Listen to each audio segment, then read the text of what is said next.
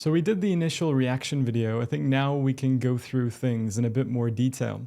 So in the past 24 hours, to give you context of liquidations, we had over $19 billion in total liquidations. When you compare it to the liquidations experienced in the COVID crash and FTX crash, today's crash was almost 20 times each of those individual events. And fair enough, there is more capital in crypto than there was back in 2022 and also 2020. But still, if you adjust that liquidity, you're still sitting at about a 5x of liquidations in comparison to the two most deadliest price action movements for the cryptocurrency industry.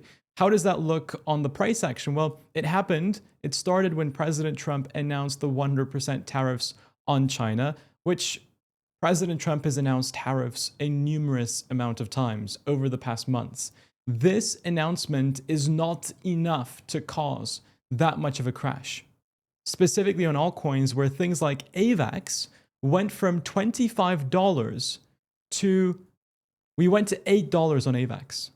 And this was just within a 10-minute window. You dumped 65% on one of the largest coins in the world over a 10-minute window. SUI went down from $3.2 all the way to $0.56, one of the largest coins in the world, down 82% in just a matter of 10 minutes. Chainlink, one of the largest coins in the world, went down from $20 to $7, down 61% in a matter of 10 minutes. This cannot happen because of tariffs. It's not possible. So there is more behind to this. And we already know there was a trader that profited $192 million by opening positions, short positions, very, very close before President Trump's 100% tariff announcement. So clearly, somebody was getting insider information. Clearly, exchanges like Binance had issues, where here, exchanges wouldn't work. Thankfully, the exchanges that we've been using here on this channel, like Weeks, like Pinex, like Coinflare, they've been operational. Unfortunately, on Weeks, all of my non-large cap positions like Ethereum, Bitcoin, and Solana, they're now gone. Unfortunately, that's the case, but I'm still up, I think, over 100% when I go into my entire account. And quite frankly, on Pinex, all of my Pinex bots are still open, and they were able to buy the dip. It's unbelievable. Look, all of these Pinex bots, they were able to go ahead and buy the dip, buy the dip, buy the dip, which is incredible. I'm shocked. These bots are unbelievable. They didn't get liquidated. They were just DCing in as much as they possibly could. Unbelievable. So the only non-large cap or the non-top 5 cryptocurrency positions that I have still alive are my Pinex bots.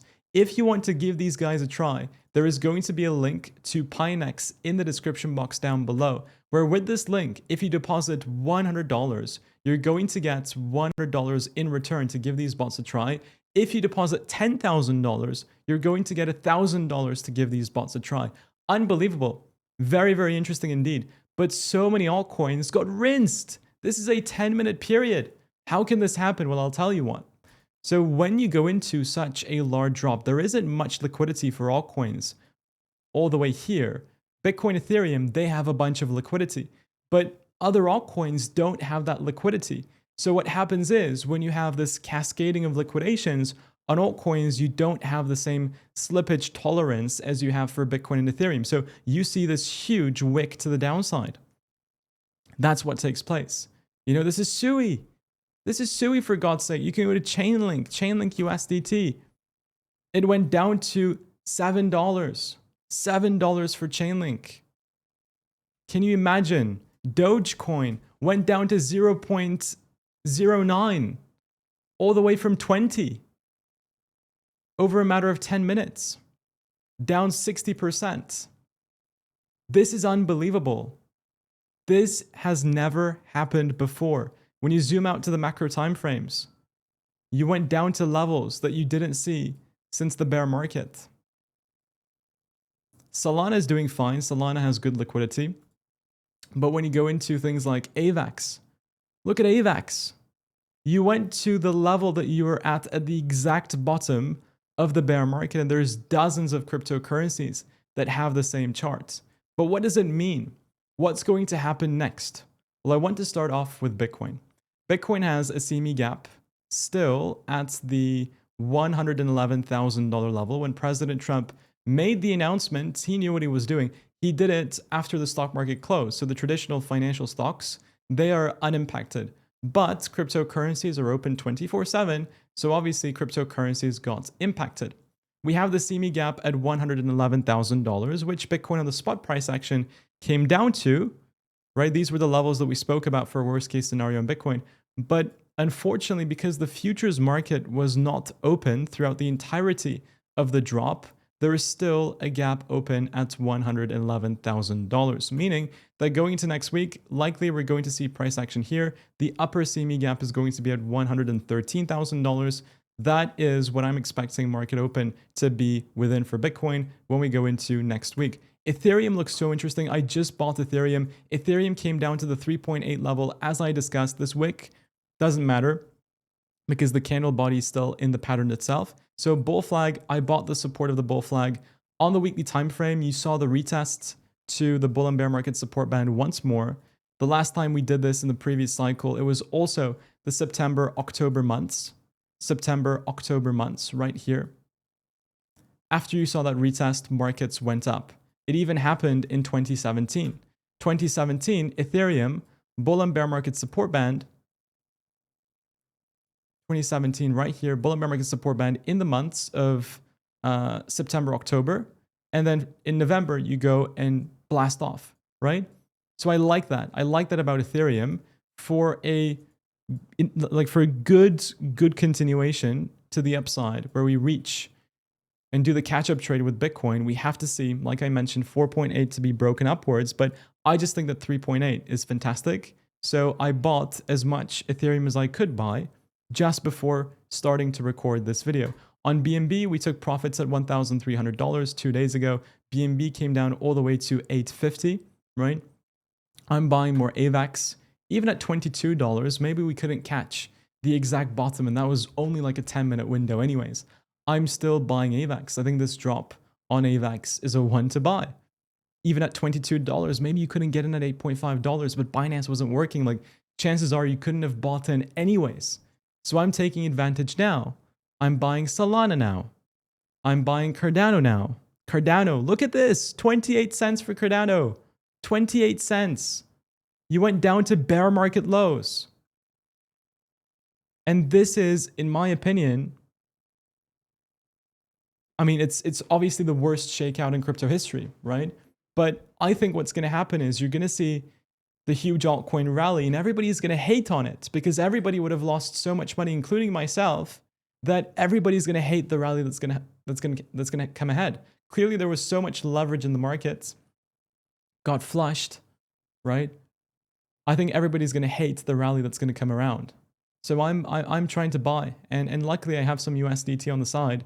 I obviously didn't sell during the crash, but luckily I had some extra USDT on the side where I'm deploying some capital as much as I'm able to do so. So that's the market updates. Bitcoin specifically, CME gap. I said even if we come down to the CME gap, still bullish on Bitcoin. Ethereum super bullish. Altcoins, they saw those huge wicks to the downside. I saw even one altcoin. What was it? Atom. Atom went down 99%. 99% it went down. Look, it went down 99%, but it still recovered. So unbelievable. Like, this is an event in history that's not going to be forgotten. XRP went down to $1.2. So insane. But even though we may have missed out on this wick, because most people did, I think 99% of people did, apart from the few that have shorted before and took profits, and maybe some people were able to have some limit orders set at bear market lows just randomly. Most people couldn't take advantage of that, but I think we can take advantage of the current prices. I think we can do that. So I'm buying as much as I can at these current prices and waiting it out. Tariff introductions historically has been the low. So the tariff placement has been the low for the markets. Every single time we had tariff announcements and then dumps, they've all been good opportunities to buy. But with that said, that concludes today's video. Ladies and gentlemen, for October, I know October is Moon October and then Moonvember, but even with the current price action dump, Bitcoin is only down 1% since the beginning of October. And I think that will be reconverted to a bullish percentage points in the next few weeks before October finishes. Today's tough, but let's not forget, if we're healthy, family's good, that's all that matters. Money can come and go. And I lost money. Carl lost money. We all lost money. I don't think anybody apart from insider traders made money in this dip. Money comes and goes. It's important to be grateful for what we have.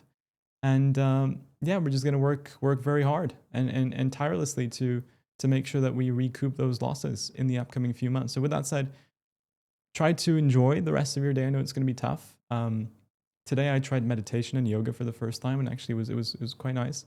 So I would recommend that. But yeah, I'll see you guys on the next update video very soon. Take care, and as always, bye-bye.